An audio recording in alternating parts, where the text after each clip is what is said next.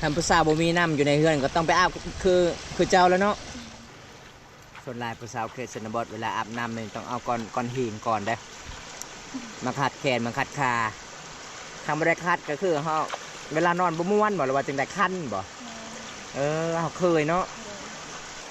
บ่มีปิ้งบ่น้ำปิ้งข่อยยานเนอะ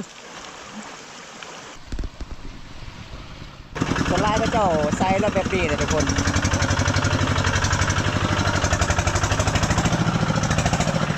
อาบน้ำแบบง่ายๆเลยทุกคน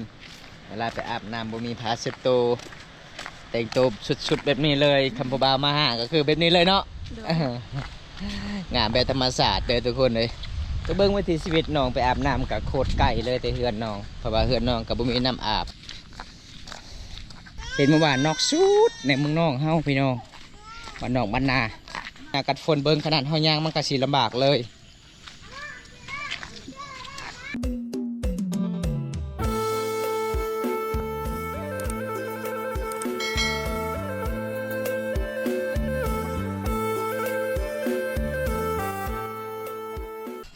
หลังจากน้องก็จะได้นึ่งข้าวปะไว้อยู่ในเฮือนในศาลแล้วพอได้เบิ่งเขาเจ้านะ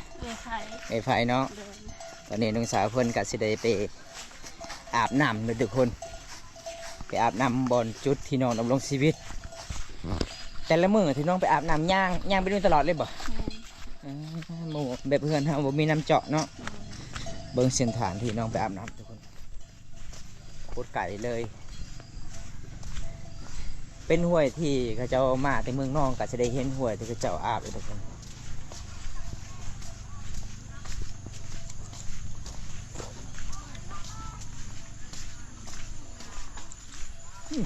คนหลายเนาะป้าเจ้าดำหนาร้ายขนาดเลยทุกคน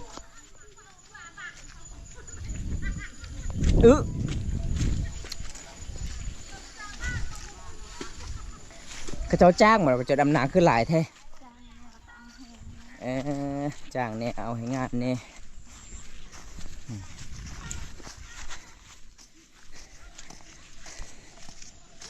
เรียกเจ้าบริญาณมาเจ้าจะไปอาบน้ำแต่ละมือนะยานจะเป็นแล้วเนาะเพื่อนหาบ่มีน้ำบางมือก็อดน้ำอีกโอ้มันไก่แสดงว่าขนาดหนาวนี่แห้งอดตลอดเลยเนาะเจ้าเนาะ ขนาดอากาศยามร้อนๆก็ยังอดเลยทุกคน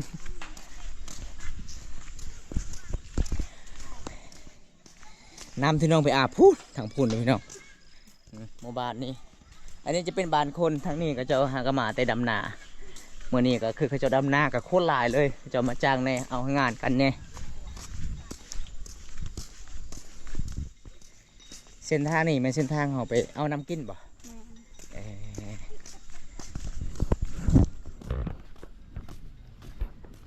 ขับไปอาบน้ำเวลา6 โมงนี่นาซิบุทันเลยกลับบ้าน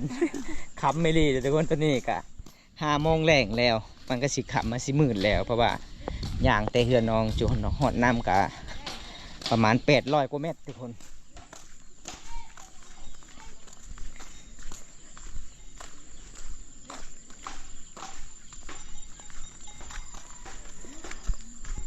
อันนี้บางคนบอกเข้าใจว่าเขื่อนค้นบ่ไม่งั้นเราเขาเราเขาเงินเราเขาทุกคนเลยบางคนมาเข้าใจว่าจะเป็นบ้านคนอยู่แต่โบแม่นนะพี่น้องเราเขาอันนี้คือจะเป็นเสาเล่าเขาห่างในเขตจังหวัดบ้านเฮานี่ก่อนสิเข้าหมู่บ้านก็จะได้เห็นเล่าเขาก่อนเลยจึงหอดหมู่บ้านเป็นตามประเพณีคันสิตั้งเล่าเขาติดกับบ้านอยู่กลางบ้านมันโมได้เนาะมันคลำอีกทุกคนโอ้อันนี้เป็นห้วยที่น้องไปอาบน้ำก็จะได้หอดห้วยแล้วตอนนี้เอากันย่างไปเลย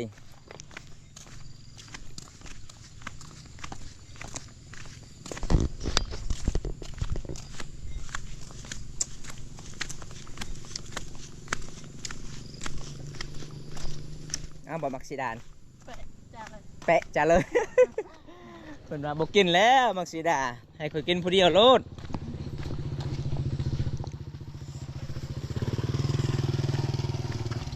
นะ แสง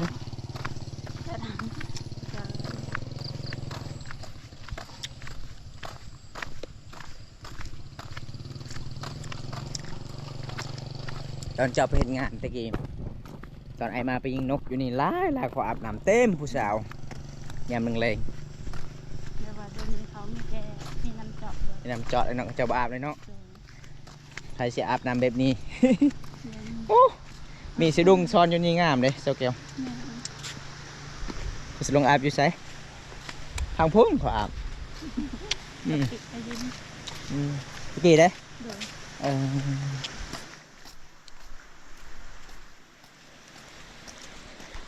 เบิ่งน้ำทุกคนน้ำฝนตก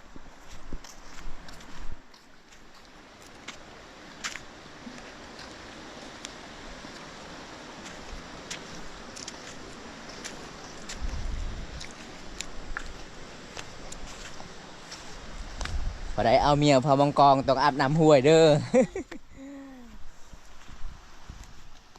นี่น้ำทางพุ่นก็จะเป็นหมู่บ้านทางนี้ก็เส้นทางเฮามาตะเกงเลนเฮากะออกเข้าสู่เมืองนองเลยทุกคนทางพุ่นเฮาก็สิเดินทางออกไปเกงเลนได้พอน้ำโคตรคุ้นเลย นั่งหน่อยพี่เขาออกยาว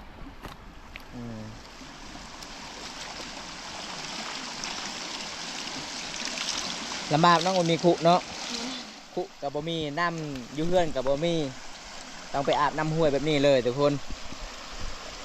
ขันสิอาบลงไปพุ่นตกสะคองนี่เรียบร้อยเลยไอ้ห้วยนี่คือลงปากห้วยนี่คือลงสู่เซลานองทุกคนห้วยยังเพิ่นนี่สักแก ทะเล ห้วยสะเลง เดี๋ยว ห้วยสะเลง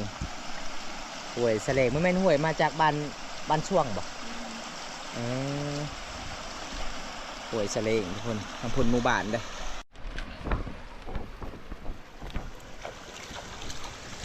ทำผู้สาวบ่มีน้ำอยู่ในเฮือนก็ต้องไปอาบคือเจ้าแล้วเนาะคือสุดก่อนเขาเจ้าไปอาบน้ำอยู่นี่หลายเขาเบิ่งเต็มเขาอาบน้ำ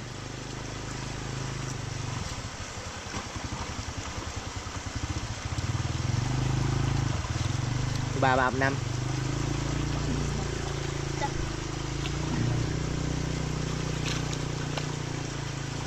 มองคุณมา นั่นนะ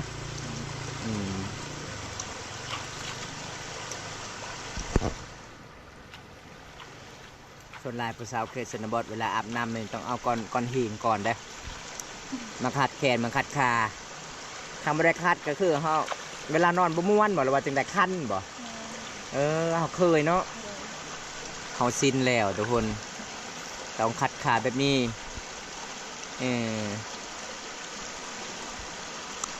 ทิ้งที่ปะบ่ได้เวลาอาบน้ำคือก้อนหิน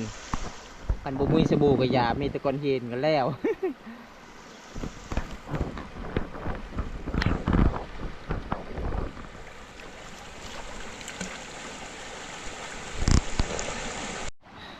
เห็ดเป็นเป๊ะกันเลย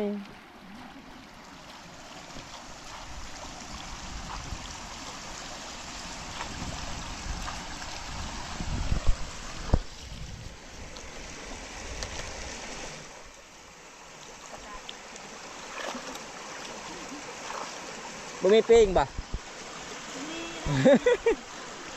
มันปิ้งข่อยยานเนอะ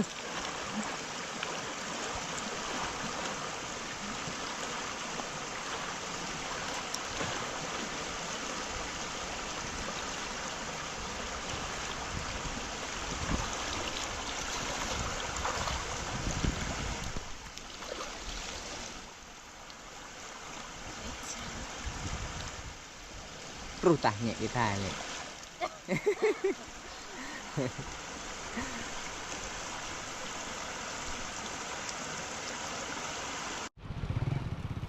อันนี้คือสะบานเขาจะมาแต่หน้าทุกคนมาดำนา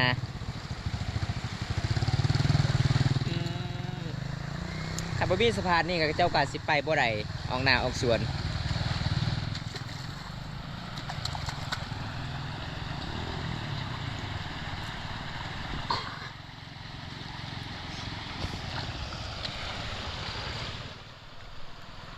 ไหวเนาะจะอาบน้ำเนาะ แข ถูกแค่แล้วเลยบ่ ยัง ยังอีกคิดว่าถูกแค่แล้วเลยเมื่อเลย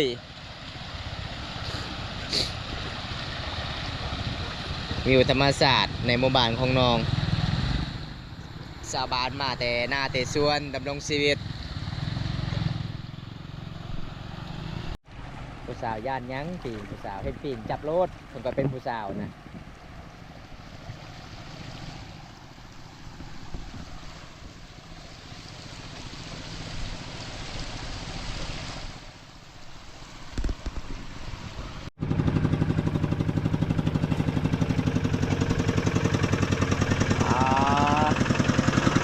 ส่วนลายก็เจ้าไซส์เราแบบนี้เลยทุกคนแห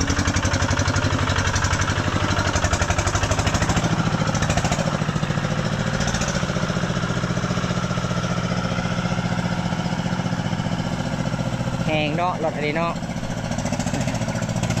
บ่มีพาเซโตอีกบัดนี้บ่มีป่ะโอ้ทุกคนเลยอันนี้คือสาเหตุที่ผู้สาวลาวเขตเศรษฐบาลชนเผ่ามังกรบ่มีพาเซโตเพราะว่าน้องกับบ่มีเงินตอนอยากมีเงินก็คือน้องก็จะมีอยากซื้อของอันอื่นทุกคนก็เลยบ่มีเลยบ่ได้ซื้อพาเซโตเด้ส่วนหลายเขาเจ้าเวลาไปอาบน้ำก็มีแต่เปลี่ยนชุดแล้วก็เมื่อเฮือเมื่อสาดบางคนไม่ได้เปลี่ยนกับเมื่อพอทุ่งเปียกเลยทุกคนอาบน้ำแบบง่ายๆเลยทุกคนเวลาไปอาบน้ำบ่มีผ้าเช็ดตัว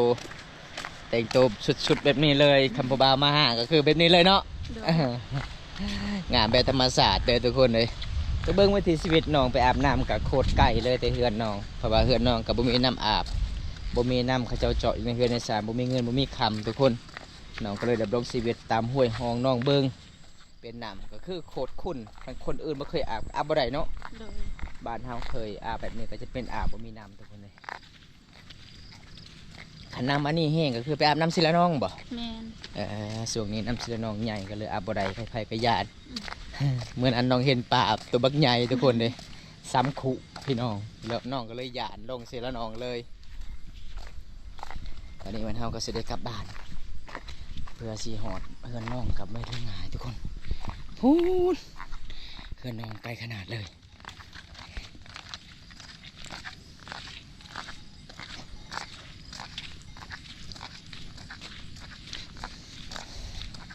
ไอ้ยังเจ้าคือบ่ถือขุใหญ่มาเวลาไปอาบน้ำซักเสื้อผ้าบ่มีผู้เสียไว้นั่งมีแต่ขุนึงนั่นแหละแต่มีขุหน่อยใครเนาะเวลาไปอาบน้ำมันก็สบายอยู่เบิ่งเฮือนน้องขุบ่มีทุกคนเลยอ้ายผู้มีเงินก็ลงปะเองเนาะยังเรือแต่อ้ายก็หาเงินหาคำบ่เก่งคืออ้ายก็เฮ็ดเวียกอยู่ในเฮือนในศาลเขาเลยบ่ได้ไปหาเงินหาคำทุกคนเพราะว่าเราบ่สบายแม่อายเจ้านะเพราะเขาเห็นเรานอนตลอดเลยสบายยังไหลงัวเจ้าอ่ะ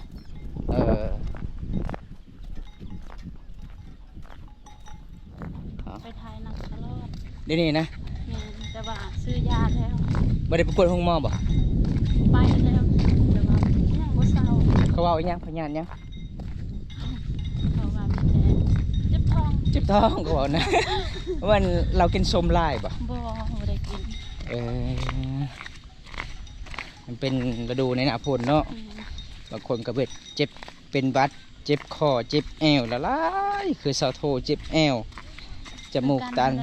คันว่าเฮ็ดเวียกนั่นนะมันเถื่อก็นอนบ่ได้เจ้านะเจ็บเบิดเอง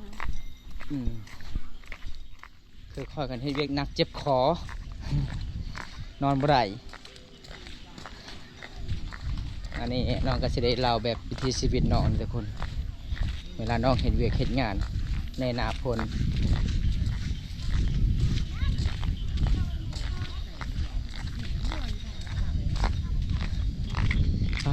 เขายังมาเมือเนาะสมัยเนาะอันนี้ก็คือแสดงหอหมู่บ้านน้องเลยทุกคนโดยเส้นทางในกลางหมู่บ้านน้องมันจะเป็นกะโคนหลายเลย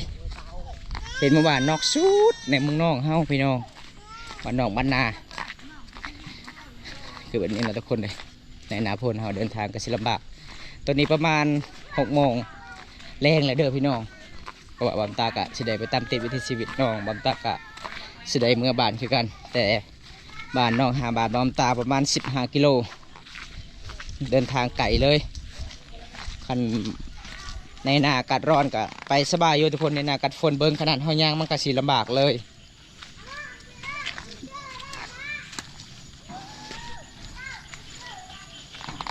ใครที่เกือบเจ้าหน้าหรือเกือบค่อยบางๆเนี่ยโอ้พี่ต้มเบิร์ดเวลามาบ้านนี่ต้องซื้อเกือบสูงๆเลยทุกคนคันซื้อเกือบบางๆนี่เรียบร้อยขี้ต้มเต็มตีนเบิร์ด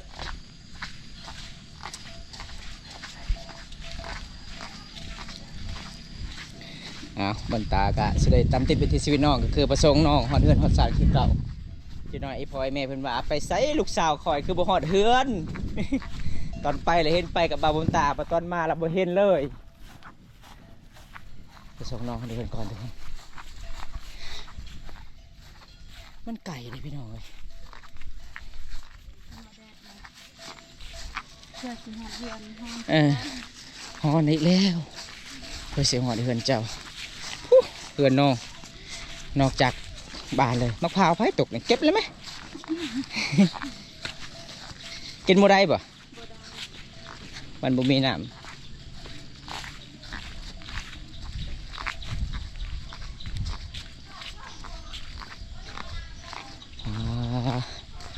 อันยามอากาศร้อนนี่ต้องไปอาบน้ำ7 โมง8 โมงกลางคืนเลยเนาะยาม4 5 โมงแรงก็คืออาบบ่ได้เพื่อสิได้กลับฮอดเรือนรถสารมันก็ร้อนคือเก่าทุกคนเลยอันนี้ก็คือบำตากะสิได้มาฮอดเฮือนน้องแล้วไปส่งน้องถึงเฮือนถึงศาล